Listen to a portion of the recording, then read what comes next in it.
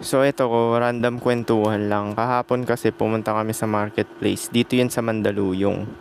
So pumunta kami sa DIY. Tapos meron kami nakasabay na babae. Dalawa sila nasa harap. Tapos pumunta rin sila sa may ukay. Pumunta rin kami doon. Tapos nakikita ko yung babae na ano. Kasi nga, ganito yan. Kasi mahilig din naman talaga ako sa mga babae na kahawig ko.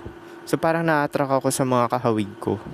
Tapos ang puti ng babae, sabi ko ang ganda nito. Pero nakamas siya, yung mata niya lang nakikita ko. Tapos sabay, so umalis na kami. Tapos meron naman pag sa baba, meron na naman na isang babae rin na morena naman siya. Although hindi ko siya kahawig, pero yung vibe niya kasi okay. Tapos tumitingin din siya sa akin. Ganun kasi yun eh, alam mo yung mga tao.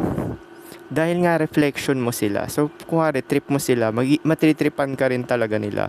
Wag lang yung parang insecure na trip yung genuine na trip. Kasi pagka insecure na trip, parang mahahalata rin talaga nila eh. So, yun, tumitingin din siya. So, parang may hawak siyang bulaklak. Bala ko sanang ibigay yung number ko sa kanya. Kaso, nakita ko may bulaklak, tapos may kausap sa phone. So, hinayaan ko na lang. Tapos sumakay kami dyan, jeep pa uwi. Mas meron naman doon, tatlo sila. Dalawang lalaki, tas isang babae. Yung babae, ang sexy niya talaga. Tapos, ang puti niya. Tapos, parang medyo kahawig ko rin talaga siya. So, tingin siya ng tingin sa akin at tingin din ako ng tingin. Actually, ako unang tumitingin sa kanya. Siguro napansin niya, tumitingin na rin siya. Tapos, dito siya sa gilid ko, sa may side ng jeep. Tapos, biglang lumipat siya kasi yung boyfriend niya nandyan ata sa harap ko. Ewan ko kung boyfriend niya yun o kaibigan lang. Pero mukhang malamang baka boyfriend. Tapos yun, nagkakatitigan kami sa jeep na maraming beses. So pagka ganun, kasi may boyfriend eh. Hindi ko na, hinahayaan ko na pagka ganun, hindi ko na kinikilala or ibibigay yung number. So yan yung sinasabi natin, di ba? Parang minsan, parang papakiligin ka ng Matrix. May ilalagay na parang ano, alam mo yung palabas na Neo sa Matrix, 'di ba? Yung naglalakad siya, nakafocus si Neo dun sa ginagawa niya, sa mission niya. Tapos merong mga temptasyon talaga na parang yun nga yung babae na naka-red dress nun. Tapos sabay inisnap siya ni Morpheus na ano, hindi ka tumitingin, hindi ka nakafocus, ganun. So parang ganun din siya, yung naramdaman ko na parang minsan parang may mga temptasyon talaga para ilihis ka sa focus mo. Pero yun nga, at least yung mga yun, meron na mga shota, 'di ba? At least hindi ka talagang magja-jump sa temptation. Isa rin yan parang kalaban mo yung biological. Alam mo yung biological na desire. Yung parang, kasi ang attraction, di mo talaga siya makokontrol, promise. Kahit anong sabi mo ng logic. Basta natripan mo yung tao, yung biology mo yung may gusto. Pera na lang yung mga ganitong attraction. Alam ko mga babae nakaka-relate dito. Kasi may mga babae na attracted lang dahil sa money or na-provide ng lalaki. Pero, ganun pa nga rin, hiwalay pa rin talaga yung attraction. Kasi yung sexual attraction talaga, parang unang kita mo pa lang sa tao, gustong gusto mo na talaga siya. Physically kasama na yung vibe niya, tsaka yung pumorma siya. Kasi 'di ba, paano ba pumorma yung tao? 'Di ba internal na reflect outward.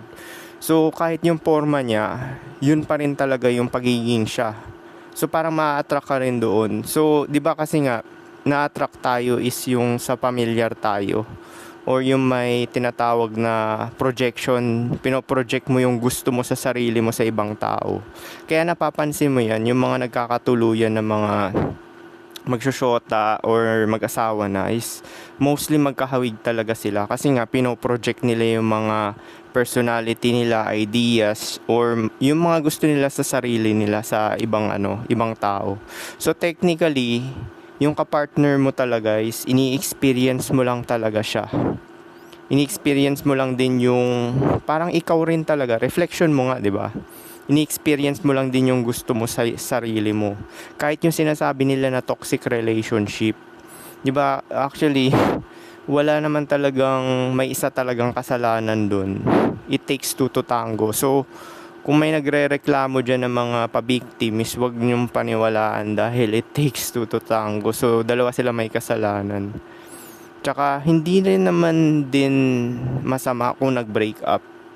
Kasi yan yung conception sa lipunan, 'di ba? Ay, failure ganun, 'di ba, pagka nag-break up. Hindi naman kasi nag-change lang kayo ng priority or nagbago ka, 'di ba? For best version. Parang ganun lang naman talaga siya eh. Wala namang masama sa breakup eh. Actually, mas okay pa yung breakup kasi natututo ka kaysa yung nag-i-stay ka dun sa relasyon na ayaw mo or hindi na healthy. Meron mga ganun tao eh, nag-i-stay talaga sila as in binababa nila yung sarili nila or self-esteem para lang ma-retain yung relasyon na yun. So actually, mas masama pa yun kasi nga hindi ka nagbabago eh, 'di ba? Paulit-ulit ka na lang dun sa nangyayari dun sa relasyon mo eh. Pero anyway, shinare ko lang 'yan, tas nilagyan lang natin ng konting aral, 'di ba? Na may mga ganun nga, 'di ba? Yung attraction talaga, hindi mo siya makokontrol. Actually, biruin mo to sa dami-daming tao sa paglabas mo ng bahay mo. So kahapon lumabas kami, 'di ba? Ilang babae na tripan ko? 1, 2, 3, 4, 4. Pero minsan may time na paglabas ko ng bahay, wala talaga akong trip. As in yun, zero talaga. Bihira lang yung ganun kasi nga challenge ko nga yung sarili ko dati na mag-approach. Yung nasa ibang bansa pa ako, mga foreigner pa talaga yung ina-approach ko.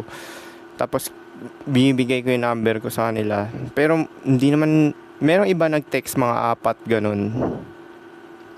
So yun nga yung sinasabi ko, 'di ba, na mahirap din makahanap ng ka-reflection mo. Lalo na kung kakaiba ka mag-isip or yung parang ganito ka mag-isip, 'di ba? Yung parang mga sinishare ko diyan. So parang mahirap din makahanap kasi nga, 'di ba? Paglabas mo sa bahay mo, mangilan-ngilan lang talaga yung physically attracted ka tsaka yung personality pa. Kasi hindi naman din uubra lang yung physical, 'di ba? Kasi kung yung ugali naman, bastos, 'di ba, disrespectful, parang baliwala rin, nadi-disregard na rin. Parang hindi mo na rin talaga siya matitripan. So napakahirap talaga maghanap. Pero ganun pa man is actually kung minahal mo naman na sarili mo, parang kompleto ka na rin talaga eh. Actually, nandito na rin ako sa kamalayan na parang wala na akong kailangan. Alam mo yung tipong basta makakain ka lang, meron kang matutulugan, tapos meron kang entertainment, is okay ka na.